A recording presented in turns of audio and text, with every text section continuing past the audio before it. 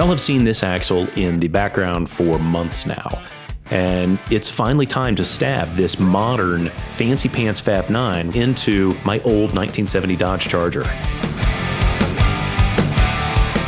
Now, since I'm not working with any original bracketry, remember it's a custom frame, this means I've got to do just a bunch of measurements to get it perfectly parallel to the front suspension. But look, I think what's cool is you and I, we don't need a ton of, complicated tools to get that done. We're just like a tape measure and a good plan.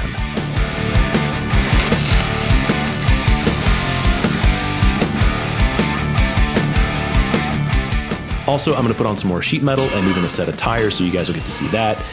And then even later, I will go into a ton of detail on my TIG welding technique and settings as I build the final front frame horns, all the stuff that the bumper and, front sheet metal is going to mount to.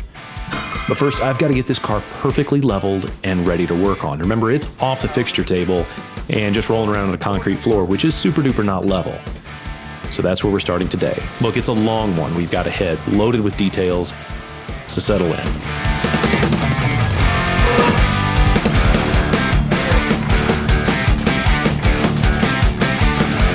Right there will do. You can tip them under. Alright. About a 1/4 inch from touching. Alright, we are impacted.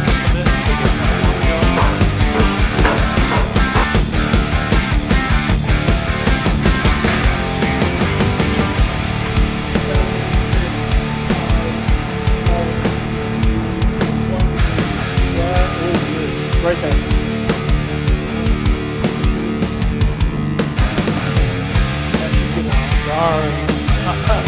Really? No, buddy.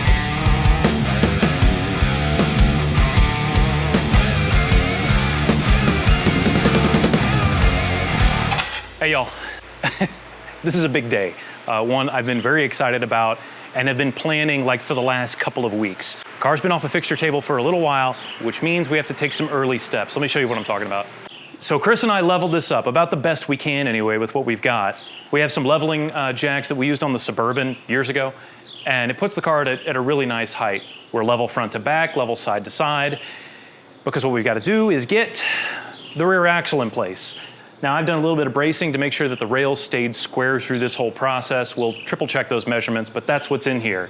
We've got to get the axle in at full bump with the actual tires on it to set the torque arm, the lower links, and the Watts link. But that just means getting the axle, the stinking axle anyway, just in place. And that's several small steps at a time. Honestly, this is just something I have to kind of think about a little bit in slow motion. And the very next thing that we're gonna do is actually grab the axle, jack stand dolly it over there, and start looking at where the third member and everything is gonna piece in place.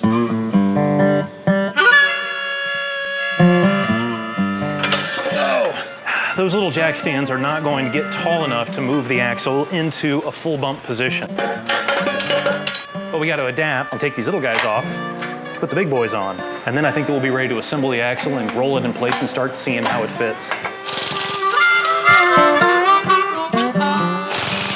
So we're not going to worry too much about the J-bolts this time because we're just moving the axle.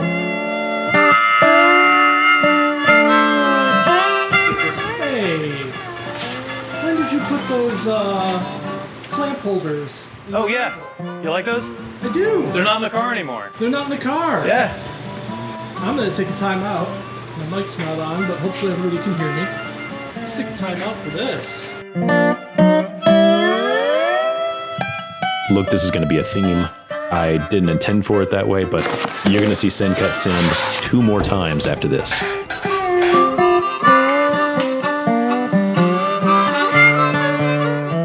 And for me, I just like feeling like an adult and not having tools sitting in my car.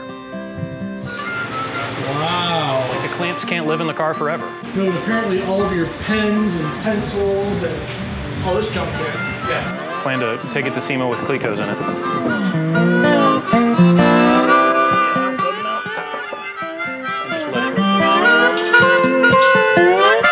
All right, so we've got to just get the third member in there. I'm a junkyard axle guy. This is shiny stuff, and I mean, don't get me wrong, I like shiny things, and I've had a few, but this is by far all this stuff is some of the nicest that I've ever dealt with. This came in just a couple days ago. It's a Strange Engineering third member. This is their HD Pro HD case. Here's the fun part.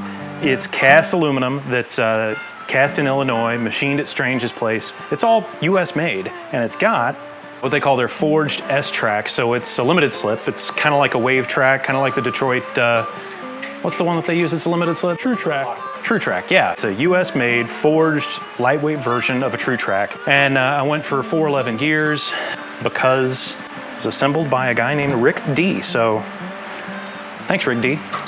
This thing looks pretty doggone slick. Do you think he's got a rap? He's Rick D and he gets respect. Oh, he's Rick D. We're gonna edit that part out. Yeah, we are. This specific one is tailored to the Chassis Works axles, which are 35 spline. And that's, of course, pretty good stuff, pretty big, plenty big for what I want to do.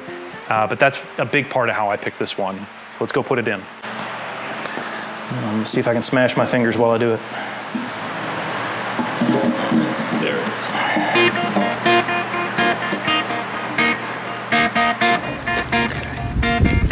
It's so important to have the third member in place because, well, the suspension type I'm using relies on being able to mount a bracket on the front of the pinion. His name's Rick D, and he built a 9-inch for me.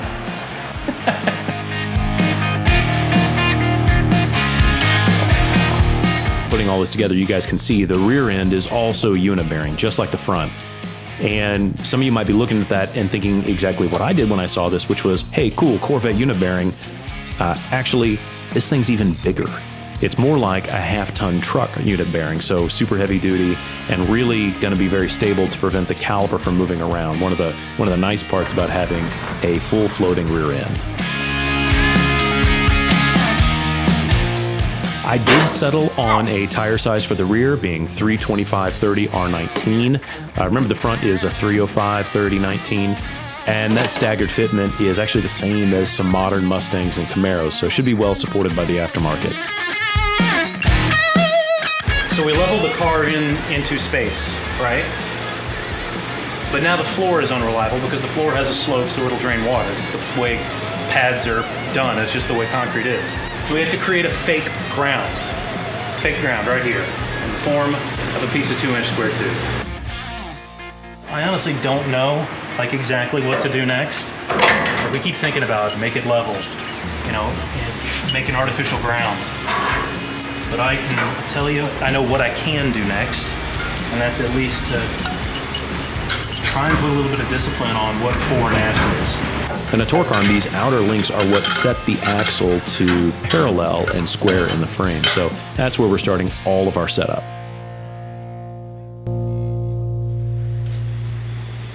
Holy cow. Did we just get lucky? We've gotten lucky more than once. The only way that I could figure on how to set the rear tires in the opening and make sure that the axle was set was to actually go get a quarter panel and pop this on the side, even temporarily, to make sure that the tires sit in the opening where I wanted it in my imagination. This is a way ballpark. That is terrifyingly close to good, too. So this is too far back, it has to be. Let's look at that. The bottom edge is too far back, so...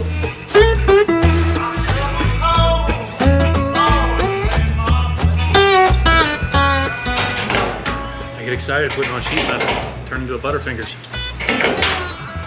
Every now and then we get a glimpse at what the end of a project will look like. I did. Somebody didn't roll their fenders ahead of time. I mean, it doesn't fit, but it doesn't fit the way that I want it not to fit. Correct. It's the right amount of interference for the modifications you have planned. Now, more importantly, forward and backward. So this was farther backward by a half inch or so, and it consumed all this space back here and left an enormous gap here, and I thought it looked dumb. No, this looks good. This looks really good. Like that, it's a little bit more crescent here because this is not a round thing. You're not looking for even crescents. It's not round, nor is it square. Nor are any of the radii the same. And if you really pay attention to them, this is a swoop back. It's not level. I mean, you can see it when you get back here because the body line creates a big gap here and it's smaller there. It looks fantastic. I can get on board with that. Oh, you gotta come see it from this angle. Sit down and see it. It's very elegant, and it will be when this body line slowly bulges out and slowly comes back in. This taper and this taper will work together. It's going to be fantastic. But I got to keep moving forward. So I'm building link brackets, and I went the kind of simple route with sin cut sin, where instead of having them bend, I went and just created these little creases where I could fold over the brackets and weld it up myself. Turned out to be pretty handy.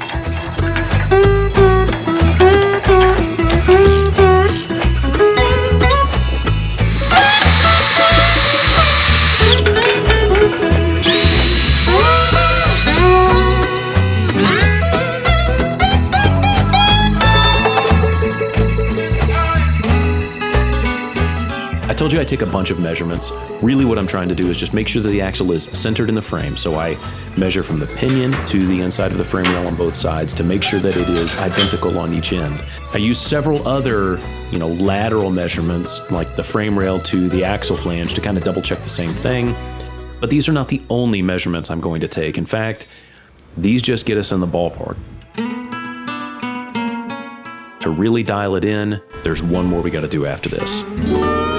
Okay, I've got things level and square, and if I've measured it right, the axle is going to be set in the correct position. But what I have to do now is I've got to drop a bunch of plumb bobs and make sure that the front axle and the rear axle are parallel to one another and parallel to the frame. So basically I've just pulled everything off, and while I've got all these different dimensions that are referenced sort of just to parts of the frame back there that tell me that it's probably right where it's supposed to be, until I draw, an X on the floor and know that things are perfectly parallel to one another by making sure those two X's that cross are the same dimension, I won't know that everything is right until I do that. Here's the general notion, right? In order for this point to be perfectly parallel to that point, I have to make sure that the distance from the hub here to, let's just say, the axle hub on the far side, that they are identical in a crisscross pattern. This is the way that, basically buildings are built, to make sure that from corner to corner, as well as side to side, things are, the same dimension. Otherwise, you end up with, instead of squares, you can end up with a diamond shape. This is that idea. So it's a moment of truth right now.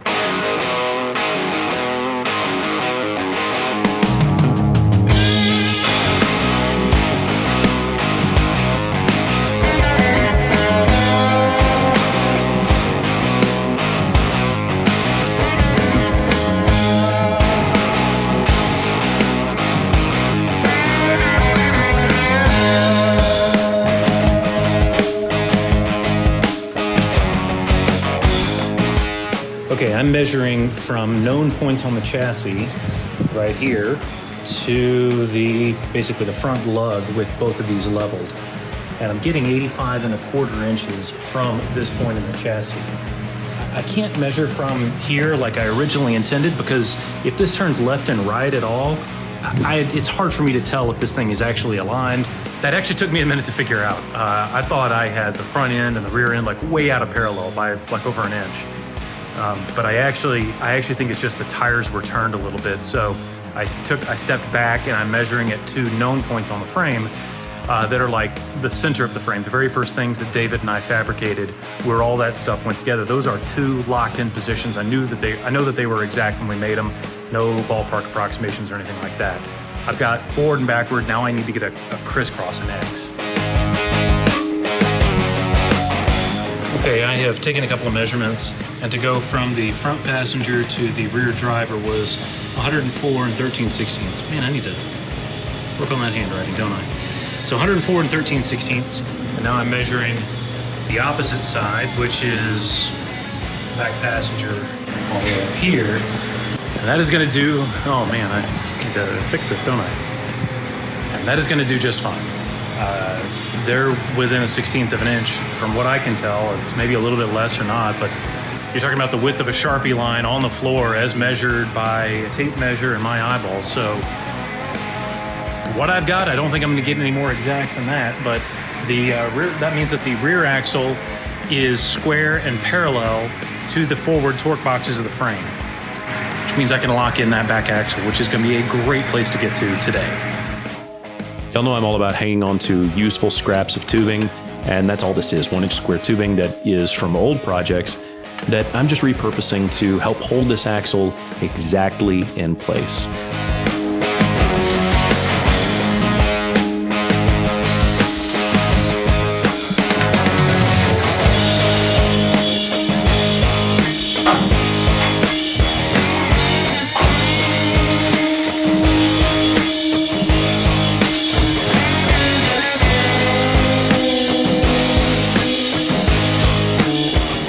What's cool is I can take off the jack stands now.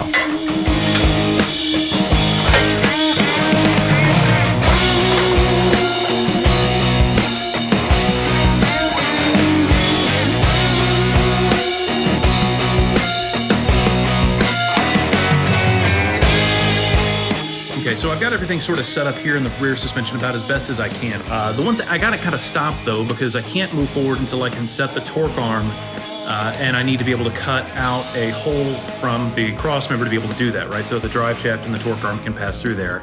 So I took a fast dimension from like the pinion to the output of the transmission, gave myself a little bit of room for full bump, which is about 3.5 inches. Yeah, and then I drew up a pass-through design, and it's off at Send Cut Send, being made right now. But while I have to pause that, I can still make progress. So while I was setting up the front suspension, I drew the front frame horns that'll extend these guys all the way up to where there'll be the front cross member, and then that is how the fenders and everything will attach.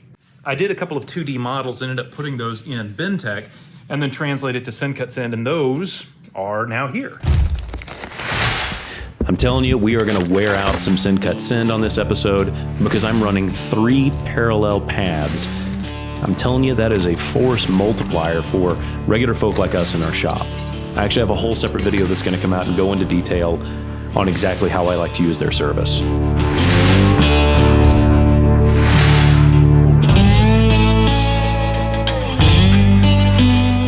I like to use 1/8" chromoly for all of this. That's really strong and still easy to weld, lightweight for its strength, but it's important to make this stuff strong. It's the front of the car, and there's a lot of stuff sitting on it.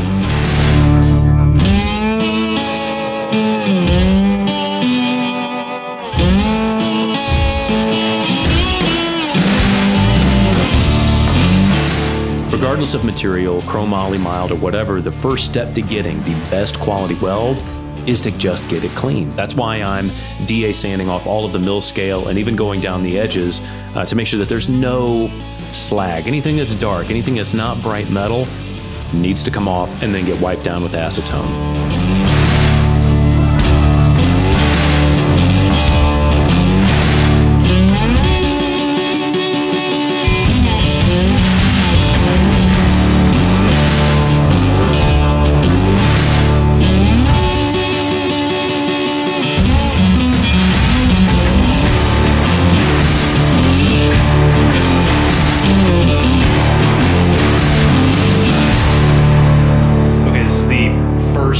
Shot that I'm using the new camera for, so if it sucks, if the audio's bad, I'm real sorry.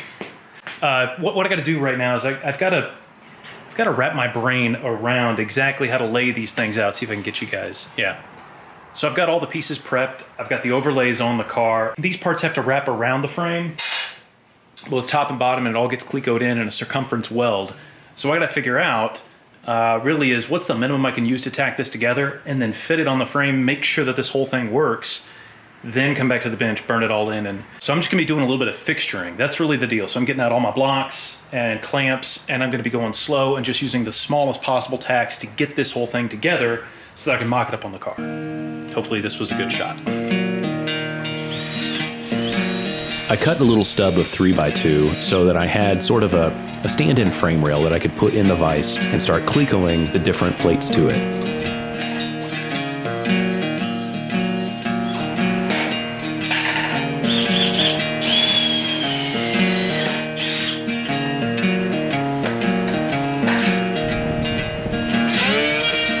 Maybe second only to cleanliness in terms of determining whether you're going to be able to get a good weld is the fit of these plates. Everything's got to be really tight. And while yes, you can span some small gaps with TIG, well, it's just a whole lot easier if you just make that tight where there's not a crack of daylight coming in between it.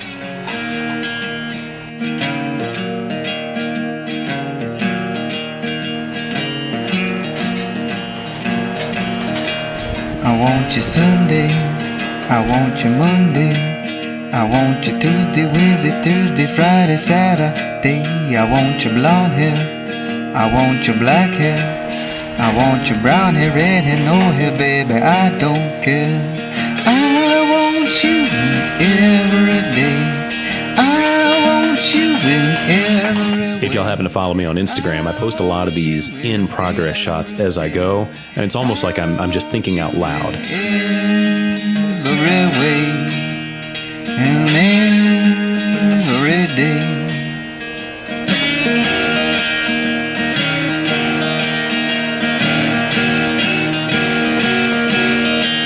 I want you Sunday, I want you Monday, I want you Tuesday, Wednesday, Thursday, Friday, Saturday.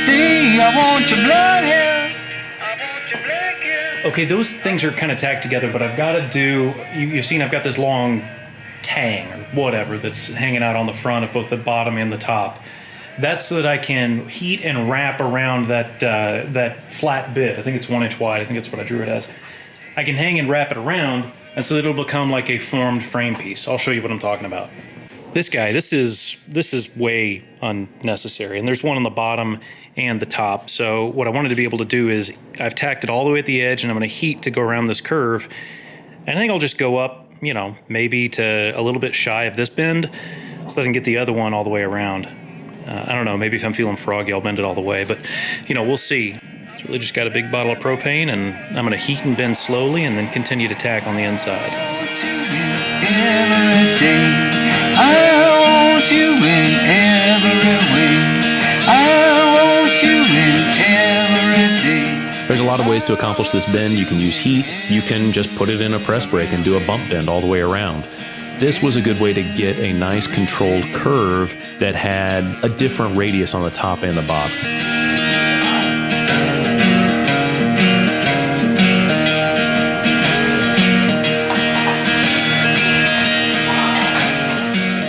It's one of the last warm days here in Dallas, like the last gasp of summer, and the cool is just starting to set in, so it's a nice time to be out in the shop. Anyway, this is, let me get my tools. We're actually turning over and getting a little bit of work done here. I'm about to do all the corner welds. So I got a little bit of welding done here internal to these to this little frame box, this frame horn. I don't really know what to call it. It's the internal plate, so I welded all of those, and now I can get some of the open corners, not all of them, because like I don't want to lock myself into where I can't fit this thing up on the frame. I want to do those final little corners with everything installed, but I've got this assembled to where I know it's square. I've test fitted on the frame where I know that it will work. I don't know exactly the relationship from one frame horn to the other, and there's going to be a crossmember between the two, but I at least know that this is coming together as the drawing is. So I'm going to get this as far completed as I can, leaving myself just a little bit of room, and then I'll try and get it templated and cleat-coat on there maybe. We'll see. I'm having a lot of fun. One thing that's important to do is to always be comfortable, so taking the time to set up your weld position and the timing. Me personally, I like to weld first thing in the morning right out of the gate. In fact, I'm showing you these welds in real time, not pulling the camera away or doing anything fancy, because I want you to see the actual travel speed. This is a number 10 cup with a modest stick out on 3/32 tungsten. I'm dabbing with 045 filler and just going and making sure that I've got good gas coverage along the way. Notice I reposition my hand to make sure that my hand remains comfortable throughout. That little roughly 3-inch section I do in 2 separate welds. You can even see a little pedal pump here to make sure that where there's a slight gap in the fit up, I'm not blowing through.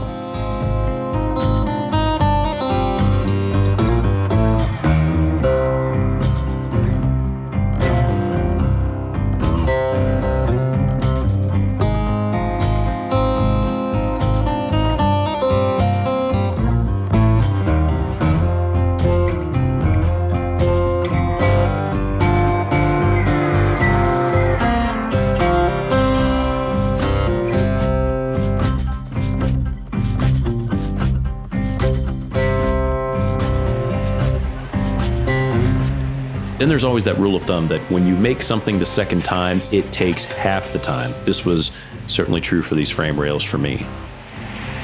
Now, very clearly, there's no way I could have assembled that quite so quickly if it weren't already laser cut and pre-bent. Those bends were dead on. Like, I just did a little bit of like clearancing to take a sharp edge and, you know, round it over. And I knew that I had a little bit of extra material on the width of one of the frame rails, like the crossing piece. I knew that I had just a little bit extra that was on purpose to make sure that I didn't have to like fill a gap. Anyway, that's the only thing I had to adjust. I'm pretty well hooked on this. Draw it on the computer, send it for laser, and assemble it here, because in one session after work, I got all of that done, and I'll be able to weld it first thing in the morning. And I'm looking forward to that. I always try to leave just a little bit for the next day and stop when I know exactly where I need to begin.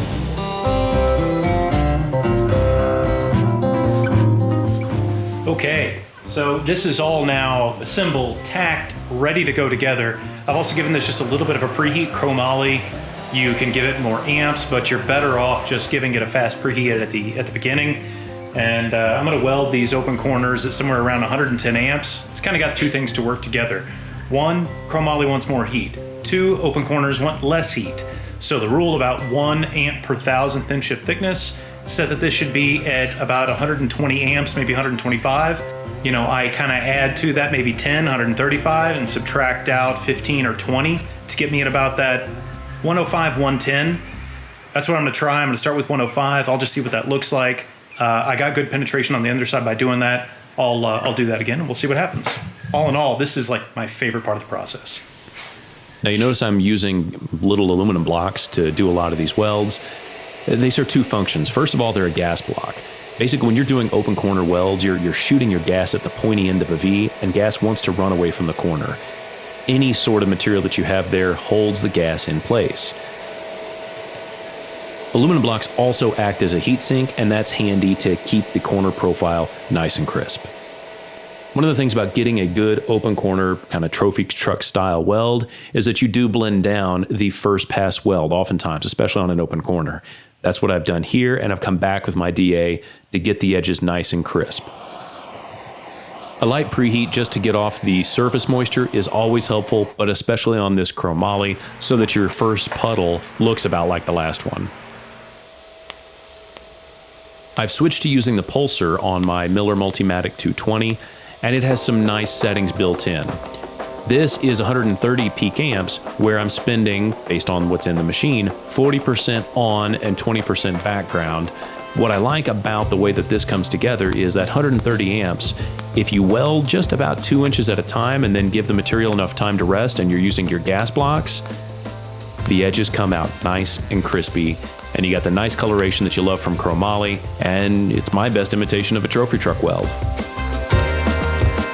One of the things that's important to note is this is done for more than just cosmetics. This evens out the penetration throughout. You're actually getting through to the other side, creating better penetration as you go.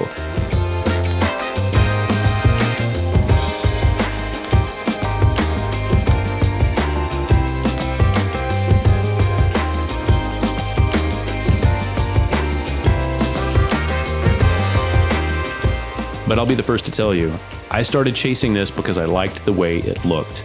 I was proud to be able to get a couple of welds that looked that way, and the more I practiced, the better I got. It's kind of like practice until you get it right, and then keep practicing until you can't get it wrong.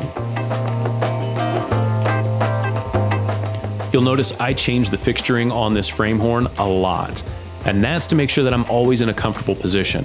I also have a hand rest, usually just a 2x4 block of wood, to make sure that my hand is always in a comfortable position. And so far that's worked out pretty well. With the frame horns warm, I go ahead and throw them in the press to get the dimple. This, especially for 4130 chromoly, it helps to prevent cracking if you can do this with a little bit of warmth still in the material.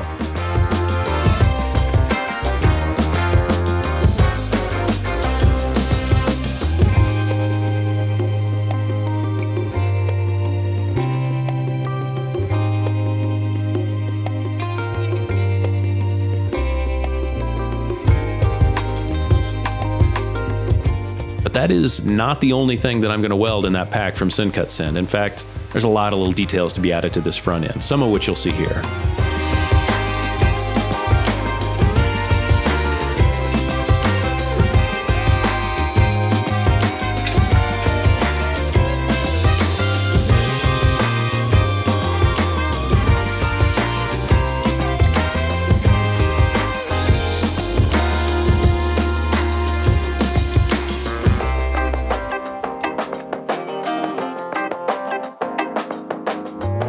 Okay, so I've made all these little parts and I've got to get them on the car. Let me show you kind of how I've come about this. First of all, just overlays. You can see how I've kind of got these just clecoed in place. They're there to give, it's like a house structure, and they're there to give just like lateral strength, about like, like the roof of a house does, or the trestle of a bridge.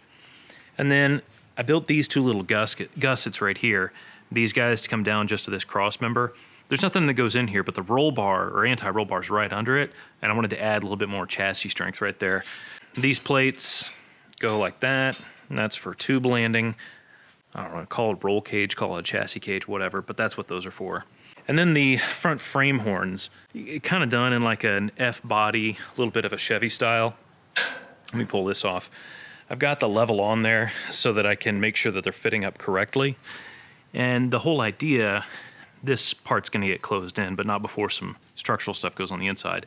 I've got some markers so that I know, it's 15 and 5/16 from this fixture piece right here all the way over to here, and I've got them set where I want them, but it's going to be impossible to get these things level and stay level while welding, so I need to actually pop those guys off and bring them over here to go with this cross member. This is man, I've had this for a good long time. This came from XV Motorsports, which if you're in the Mopar world, you kind of know them because they used to make suspension conversions for Mopars. They used to use a bunch of Corvette stuff. It's a little heavy. It's 125 mild steel, but I think that's actually perfect for the front part of the car here, which needs to be built a little bit like a tank. So I have this thing where the front does need to be quote unquote lightweight. It needs to be weight efficient, right? It needs to be as strong and as tough as it's supposed to be. I look at my wife's car and just studied kind of what some of those front cross members are. Man, they're beefy. Think of the K member that came on this car originally,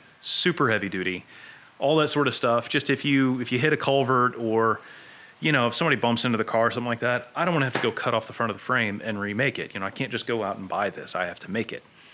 And just making things reasonably tough seems pretty easy without making it too terribly heavy. So that means avoiding the tendencies from the off-road experience to make everything out of 1/4 inch or 3/16 and make it out of 1/8. That's plenty strong. But I can't just put that on there and leave it alone. This is a details car. And so I have had this idea on how to tart this thing up, and that's what we're gonna do next. I'm stealing a couple of ideas from other hot rodders, and I'll tell you about that in a minute. Look, styling points aside, this front crossmember serves two purposes. One, just tying the front horns together so that I can just install the darn things and make them perfectly parallel. But more than that, too, this is a huge part anyway of the front end structure of the car. I tell you, one of the best things about having this fixture table is the ability to pull parts off of the car or truck or whatever and go and set them up here and duplicate the exact dimensions of what's on the car. This is set up exactly 36 1/8 inches side to side, and the reason it's just that little bit wide, I designed it that, is because this guy is 36 inches and I want to have just a little bit of a lap weld right there. A little 1/16 or so, that's more than enough. This is mild steel, this is all chromoly, and it'll behave pretty well together. But a fixture table with stops and clamps, and then just a bunch of random little pieces of aluminum and blocks that you can fixture things up, it'll change your fabrication game. It certainly massively changed mine. So if you have the chance to even get some of the small ones that you see online that are 3/16, that's certainly better than nothing. Mine is 3/8 and makes use of some pretty heavy table clamps. But look, I cannot leave well enough alone. And anytime I'm going to put style into something, it starts with Seymour layout fluid.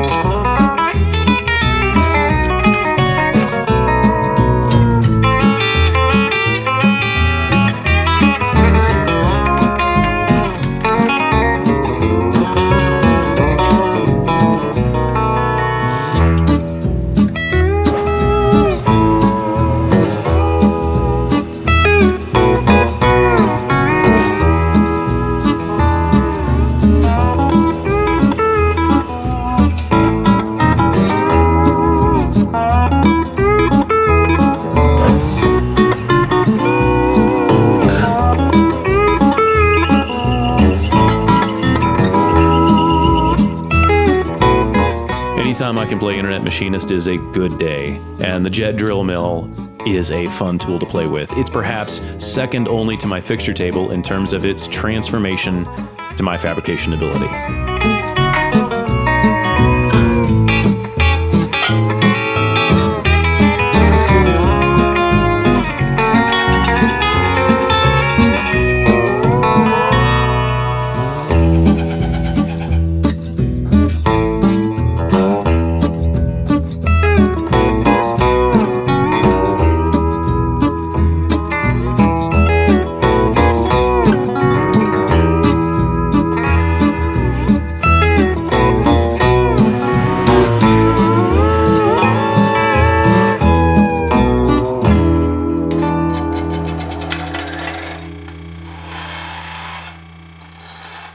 Okay, all cut, slugged, and put together. I cut these little 2-inch tubes about an 1/8 inch short, so there's a 16th inch little ledge here that'll be perfect for welding. And I am gonna tack all these things together. And it didn't take long to put it all together, but that's because I invested a lot of time making sure these holes were perfectly centered and that everything was just right. But now comes the fun part, being able to weld.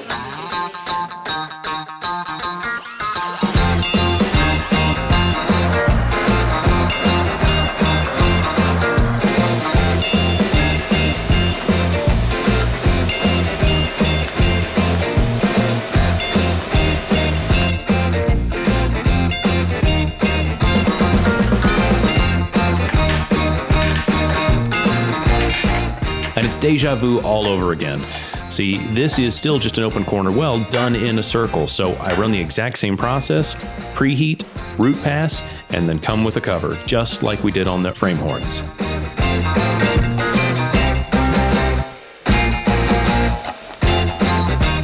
I just finished welding this, and it's pretty decently hot. I gave it a little bit of a post heat with the torch. Not a lot, but just, you know, making sure that this thing had a chance to be evenly heated and thus evenly cool. It's clamped to the table, and I'm gonna let that thing cool all the way down to room temperature. I took that minute to double check, rather triple check, that my frame horns were on the table exactly as they would be on the car.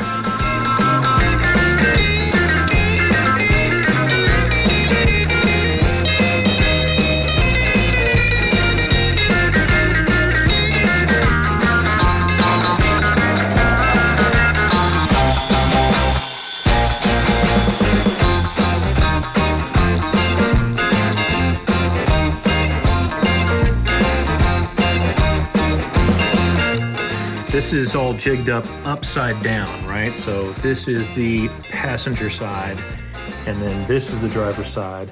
And the frame rails are flipped up, but the frame horns are flipped upside down. And everything's measured out exactly to match the dimensions from on the car. So from a width perspective, leveled front and side. And it took a little bit, that's why I got all my levels out. And then this guy now, after a little bit of carving up there on the corners, is showing 1/10 of a degree within level to the table. And I've fiddle-farted with this thing quite a bit.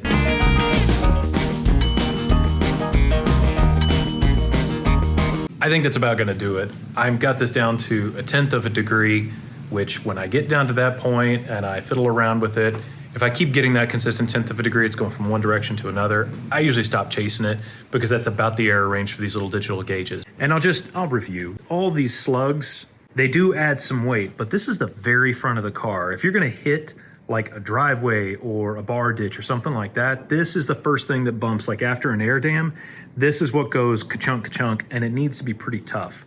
So a little heavier than it would have been, but golly, it's gonna be tough. Now, for those of y'all that are wondering, ka-chunk, ka-chunk is a technical term.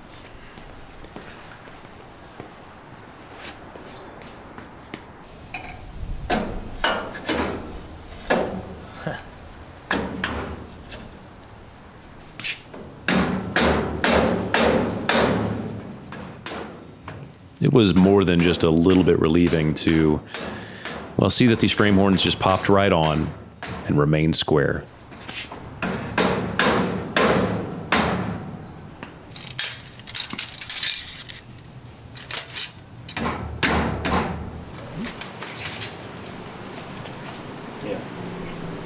Yeah, that's gonna work.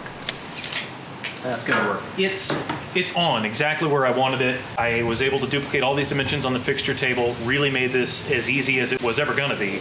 Now I've gotta get this square and flat and plumb with the rest of the frame, but at least I'm not having to do the two frame horns separate from one another. They're exactly parallel and level to one another. So, fits like a glove.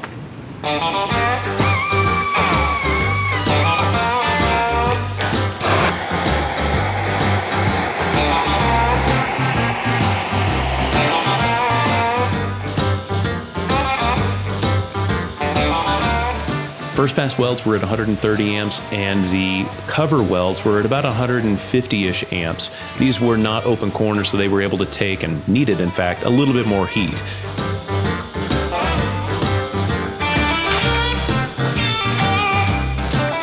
You can always tell when the weld has the right amount of heat because it wets out to a flat profile and you still maintain the good color that comes with a very nicely covered weld. And then like anything, when I'm done, a weld gets covered pretty quickly in Seymour penetrant. It's purely petroleum based and does an exceptional job protecting metal. Way better than like other hardware store stuff.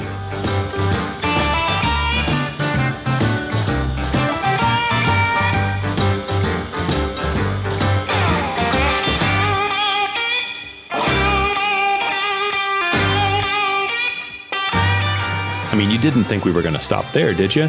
This is all about rear suspension setup, and the torque arm and drive shaft have got to have a cutout to go through. So I drew something up, send it to Send Cut Send, and here we are.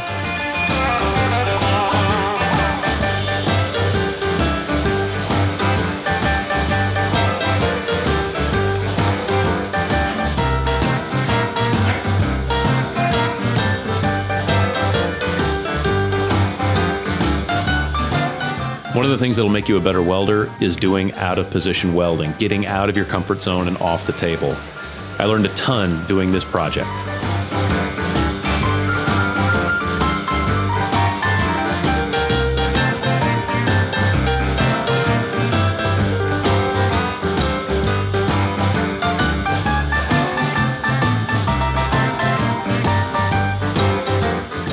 Couldn't have been any easier to put that thing together.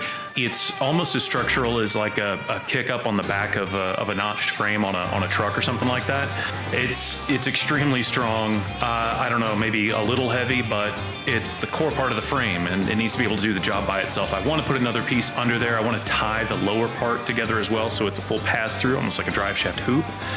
But I don't know how low the torque arm is going to sit at full droop, so I'm just stopping there for right now. But what's nice is now I can put in the torque arm and then fit with the rest of the link arms are going to go and get back on the rear suspension.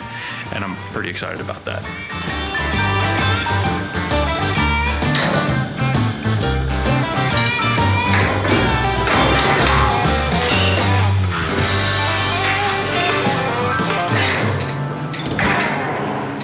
Transfer punches are really super handy, and I'm going to use this to identify the center of the bolt location on the frame so that I can use a piece of DOM to make a bolt go all the way through the frame and be in double shear.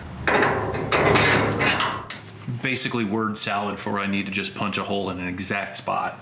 I debated several different ways to mount these brackets, whether Frenching them directly into the frame or mounting them like you see here. And I chose this method because it would result in the least amount of clearancing necessary on the upward bend part of the frame.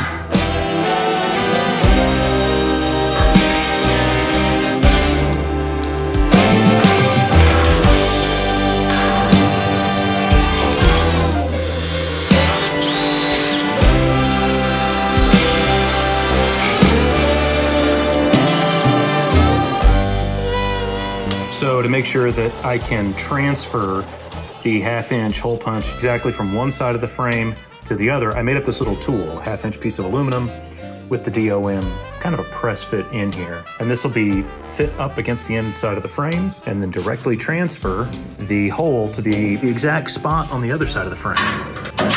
Something like that.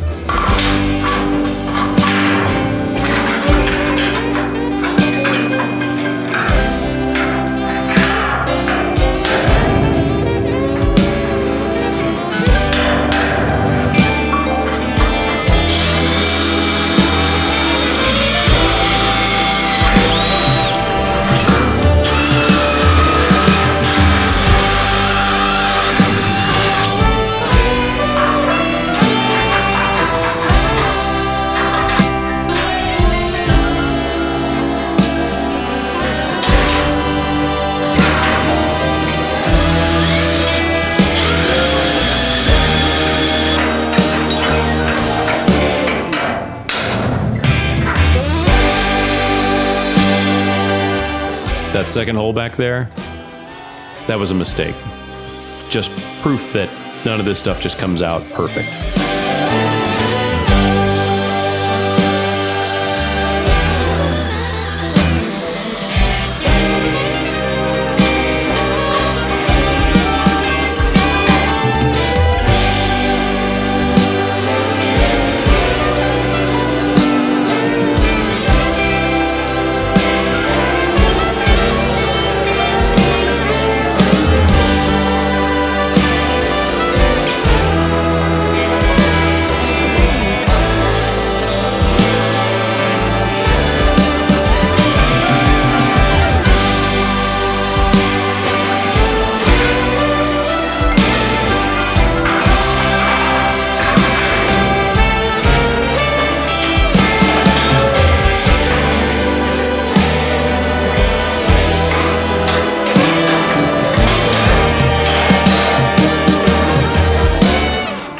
About how we're going to mock up the suspension for right now. It's just bolted in, but the idea is that through that DOM sleeve, I don't crush the frame throughout. You know, I'm able to really get a nice compression on that bolt. It's a big 8-inch long, 1/2-inch bolt, and I'll trim down the edge, but that gives me perfect double shear without crossing at the threads. It's kind of like the poor man's way of doing, you know, MS 21250, those mil-spec fasteners that have a long shoulder length, so that you don't have the threads crossing where the shear connector is. Nerd speak. I'm just being a nerd on fasteners just for a minute. But this here is all in place. Let's see, get a look at that. So fit up and everything, so everything works really good. And I'm really at a place where I could tack these guys in, but they're pretty secure right now and safe. So I'm gonna leave them bolted in for a second, let my idea on what I wanna do next with those marinate in terms of reinforcement and some brackets and all that junk. And I'm gonna draw that up and get it over to send, cut, send. And meanwhile, I think I'm gonna put the torque arm in because I really wanna see what that looks like to start. I gotta figure out where to mount the cross member in the mid section of the chassis for the torque arm. Yeah, progress.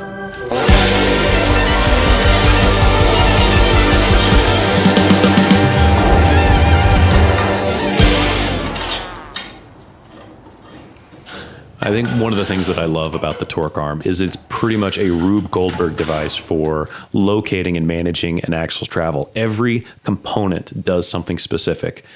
The links locate it laterally. This torque arm manages pinion angles. All right, we'll get that. We're going to deal with more stuff in another episode, but this was something I had doggedly wanted to make sure got into the car before shutting down for the day. The next car I built, I'm doing the entire thing on the fixture table. No rolling around. Just hand me the blue clamp.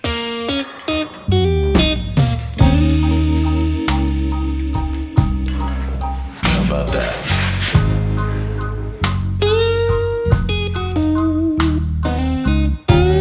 So that's a good place to stop for dinner. And that's what we're gonna do. That's pretty good. And that is about where we not just stopped for dinner that night, but where I packed up and put everything away in the shop and then headed out with my friends to the SEMA show in Las Vegas, where I saw people I haven't seen in a year, where I sometimes only see at that show. Certainly the brands that support this channel and help me bring content to you, that's always very, very important. And just get to hang out with some really great car people and see their work and come away with a full tank of inspiration. And with that in mind, one of the things that I haven't heard in a while is I haven't heard this truck fire, and neither have you. And I'm excited to do that because I'm headed up to Dassault Designs because they're doing a car show. And I'm gonna go hang out with some more car people. I haven't done enough of that this last summer, and I'm making it a point to do more. Glad you were here. Appreciate y'all being a part of this. This is a longer episode than normal, and I hope you enjoyed it. Until next time, take care, okay?